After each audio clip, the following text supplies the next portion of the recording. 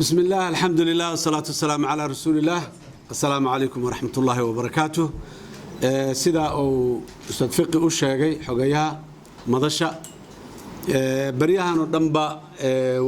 ومدش وحي أتاجنيد maalintii ay shirka jaraa'id qabatay oo deeqdii aan ugu talagalnay dadka walaalaheena ee dhibaatadu ka soo gaartay dalka qaybihiisa kala duwan oo dhan aan halka ka sheegnay khaasatan culayska ugu weyn maadaama beledweyne uu ka jiray dad badan ay ku barakaceen dad badan ay ku dhinteen ilaa hadda qaarkood meydkoodii lala ayay weli aanan la helin xanuunkaas faraha badan uu ka dhacay hase yeeshee haddana kaabayaasha meesha ka jira sida garoonka oo kale oo roobabku ay waxeen ayaa dib noo dhigay maalmihii ugu dambeeyay garoonku waa soo fiicnaanayay shalay wuu fiicnaa maantana wuu fiicnaa saakay markaa halkan ayaan go'aansanay 7 subaxnimo inaan ka baxno si aan saacado badan aan u soo joogno dhulka oo aan meel walba u tagno oo aan u soo aragno dadka iyo duruufahooda gaarka ay ku sugan yihiin iyo dhibaatada meesha ka dhacday inta ay la eg tahay si aan u soo qiimeyn rasmi ugu soo aragno yaan saakay inaan aroornimadii hore dheelmanno galabtana gelinka dambe inta ugu dambayso suurtagalka aan nimaaday ahayd nasiib darro 7 subaxnimo ayaan garoonka tagnay 11 iyo jarjar ayaan ka baxnay waxaan nasiib darro ah in dawladda federaalka mas'uuliyiinta ugu sarreysa hoggaanka dalka mas'uuliyadda dalka lama wadaago madaxweynaha jamhuuriyadda dalkan mas'uul ka ah xukuumadana muxuu ahaa ra'iisul wasaaraha mas'uulka ah labadoodii inay shaqo ka dhigtaan hebel diyaarad ha raaco iyo hebel iyo raacin iyo hebel diyaaradiisa dib loo dhigo iyo hebel inta laga dhaxo dalkaani wuxuu leeyahay civil aviation authority leeyahay oo mas'uul ka ah civil aviation ninkii madaxda ka ahay saaki inta u yeernaan dhahnay civil aviation ka ayaga garoonada iyo hawada iyo meesha la deeqna joog amarkaaga mee diyaaraddu ku joogtaa may u dhaan amarkii kuma joogto wixii ka soo haray marka waxay ku joogto aad garan kartaan inay madaxweynaha iyo ra'iisul wasaaraha inta isku tagaan hal xafiis isla fariistaan maanta oo dhan telefoonna ku jiraan hebelow adiga xagga ka riix adiga hebelow xagga ka diid adiga saan yeel adiga inta ha yeelin ay ku mashquulaan oo wiilasha yaroo shaqaalaha iyo dadka shaqaalaha ay ciriiri geliyaan oo ay dhibaan oo ay xaraj geliyaan wax been ah sheeg maalin walba qof uu lagu qasbayo arkayso haddaad sheegi weydan iska jir leeyahay shirkadda diyaaradaha maanta aan anagu kiraysanay yani inta dhibaato loo geysto haddana waa la tahdiidayo waad maqlaysan in idaacadaha laga handadayay waad arki doontaa birri daba iyadoo leeyahay waa la joojiyey iyo xaggaa laga eriyey iyo muxuu ahay laysankii ruqsada laga qaaday wax lamid ah waxaan rabaa dadka Soomaaliyeed inaan u sheegno annagu beledweyne intaanan ka degin diyaaradda aan wadanay 3 jeer mase 4 jeer mid ka mug weyn oo ka miisaan weyn oo ka culays weyn yaa hortay degtay waa qodobka labaad garoonka diyaaradaha beledweyne yani meel yar oo biyo uga jira iska dhaafa boorka ka kacay diyaaraddu markay kacayso diyaaradaha intaan joogna kacday boorka ka kacay diyaaraddu markay kacayso muxuu ahay xisaab ma laha edab darro iyo dulmi iyo been sheeg iyo taswiir been oo waxba ka jirin yay ahayday garoonkaasaan iyo intaasaan marka dawladdan oo hoggaankeedii ugu sarreeyay oo waxaas ku mashquulsan yahay goormay kacay meel tegayay howl qabsanay adduunyo ay qabanay ya hoggaankii ugu sarreeyay baa inta isku tago xafiis isla fariiso telefoon qaato hebelow adiga xag ka waran adiga saan adiga warkaas u sheeg adiga inta ka bax ku mashquulsan dalkaani meesha uu taagan yahay ummadda Soomaaliyeed waxaan rabnaa inaan u cadeyno waa meeshaas shaqaladii kuma maqna dawladnimadii kagama shaqeeyo dalka dawladda uu leeyahay institutions dastuuri uu leeyahay dastuur uu leeyahay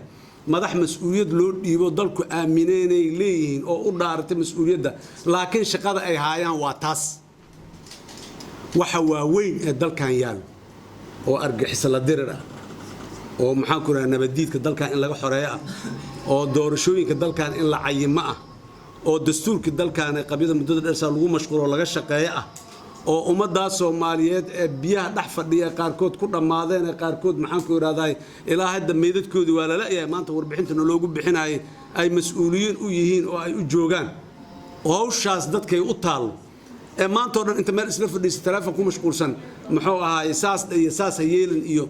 bixin iyo diyaarada kicin iyo kuwa yaryar inta soo adeejiyo meelaha haddana ay ka handadayaan ay leeyihiin muxuu ahay tallaabaa laga qaadaya sharcigaa laga qaadaya kana laga qaadaya waxaan rabnaa ummadda Soomaaliyeed inuu sheegno waa saas annagu inaan meeshaas tagnay ahayd waa tagnay saamanka qofka bini'aadamka meeshuu tagay ilaahay qadaray saamankeena ku qadarnay laakiin geed dheer iyo geed gaaban madaxda dalkaani waxay u fuushay saakay 300 kilomitir diyaar tagayso soo noqonaysa inuu ku mashquusho oo aanay wax kale wax adduunyada ay lahayn oo dhan ay ka mashquusho wiil yar oo nabad sugidda xag ka soo adeeji mid yar oo maxaan ku raadaay civil aviation jooga mar been u sheeg mid kale oo maamul kale oo sidaan been u sheeg waxaas waa waxa muxuu meesha ka dhacay waa tagnay magaalada Badweynaan tagnay dadka walaalaha ahaay oo dhibaataysnaa waa soo aragnay aad iyo aadan ugu mahad celinaynaa magaalada Badweyne dadkii joogay mas'uuliyiintii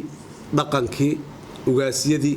dadkii aan soo aragnay oo dhan dad aad iyo aad u duuban u heelan inay dadkooda kaalmeeyaan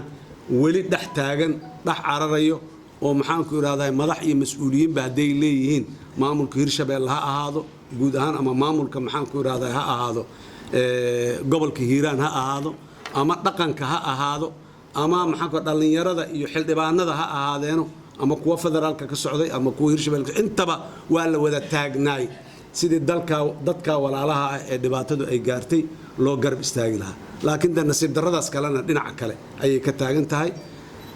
madashu meesha wixii u tagtay ujeedada u tagtay iyo wixii ka soo qabatay horena way u sheegtay ballan qaaday wixii maanta qabsoomay iyo sida wax qabsoonimo gudoomiyaha madasha ayaa ka hadli doono laakiin nasiib darradaas maanta inay dhacday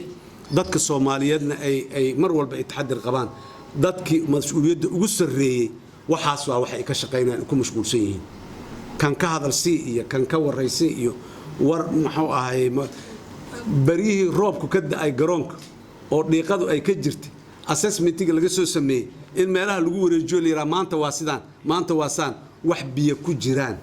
haba yaraatee iyo meel qoyan xataa biyo iska daayay meel yar oo qoyan oo xataa dhiiqa yar waa la dhigi karaa garoonka Badweyne ma lahayn diyaarada ku aan wadanay 10 jeer ka waaweyn ku dagay garoonkuna waa nasaabka maanta wuxuu yiri garoonka waa laga gabagabaysan karay waa laga booraysan karay qofkii biyo aan ku dhacdo oo inuu dukada rabo garoonka waa muxuu ahay marka garoonkii sidaas ahay iyo sida maanta wax loo sheegayo ama idaacadaha madaxda qaar ku tirsan waa ula kacay ahayday in laga soo celiyo masaasa la yiraahdo waa iska noqonayna ana dhaano laakiin anagoo ka amba qaadayno waajibkana saaran iyo xaqqa dastuuriga aan leenahay iyo ummadeena waxa aan u mudanahay kam ay naga mudan yihiin u taaganahay ayaan ku adkaysanay waana ku guuleysanay waa tagnay wax culaysa iyo wax riska iyo wax khatar ah oo haba yaraatee meeshaas ka jiray ama ka dhacayna ma jirin magaaladii aan ku soo wareegnay bari iyo qoraxsinaan tagnay dhulka dhammaan soo marnay waa soo noqonay guddiyaan uga soo tagnay meesha oo wixii madashu ay muxuu ahay ugu tala gashay dadkaas walaalaha in la